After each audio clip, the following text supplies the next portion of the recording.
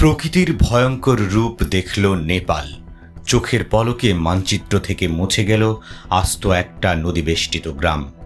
ভ্রতকেশী আর ত্রিশূলী নদীর উত্তাল জলরাশি নিমিষেই গ্রাস করে নিল বসতি, রাস্তাঘাট এবং সেতু, যা মুহূর্তের মধ্যেই পরিণত হল কাদা ও ধ্বংসাবশেষের স্তূপে।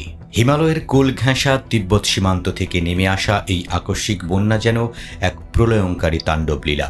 পরিবেশ বিজ্ঞানীদের মতে জলবায়ু পরিবর্তনের কারণে তুষারাবৃত হিমবাহের দ্রুত গলন এবং তুষার ধসের ফলেই এই ভয়াবহ ফ্ল্যাশ ফ্লাডের সৃষ্টি হয়েছে।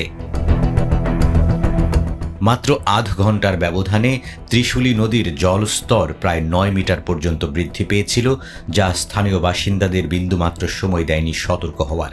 জল ও কাদা স্রোতের সেই প্রলয়ঙ্কারী গর্জন আজও আতঙ্ক হয়ে বিঁধে রয়েছে বেঁচে থাকা মানুষগুলোর মনে। বিপর্যয়ের কেন্দ্রবিন্দুতে থাকা রাসোয়া জেলার উদ্ধার কাজ এখন সবচেয়ে বড় চ্যালেঞ্জ। শত শত মানুষের প্রাণহানির পাশাপাশি হাজারেরও বেশি মানুষ নিখোঁজ থাকায় পুরো এলাকায় নেমে এসেছে এক গভীর শোকের ছায়া ও চরম অনিশ্চয়তা। এই প্রাকৃতিক বিপর্যয়ের আঁচ এসে সরাসরি পড়েছে ভারতীয় নাগরিকদের উপরও।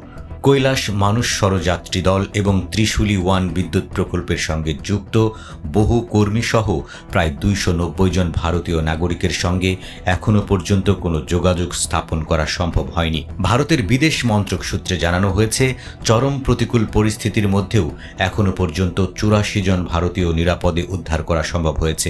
নিখোঁজ বাকি ভারতীয়দের খুঁজে বের করতে নেপালি প্রশাসনের সঙ্গে নিরলসভাবে কাজ করে চলেছে কূটনৈতিক মহল।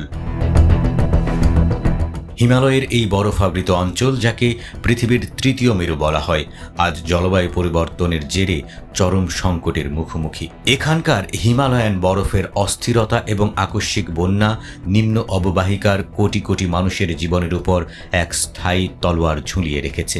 প্রকৃতির এই নির্মম রোষ যেন আমাদের চোখে আঙুল দিয়ে দেখিয়ে দিল এক কঠিন সত্য: পরিবেশের ভারসাম্য রক্ষায় দ্রুত কার্যকর পদক্ষেপ না নিলে নেপালের এই মর্মান্তিক পরিণতি আগামী দিনে আরও বড় কোনো সর্বনাশের পূর্ববর্তী বার্তা হয়েই থেকে যাবে।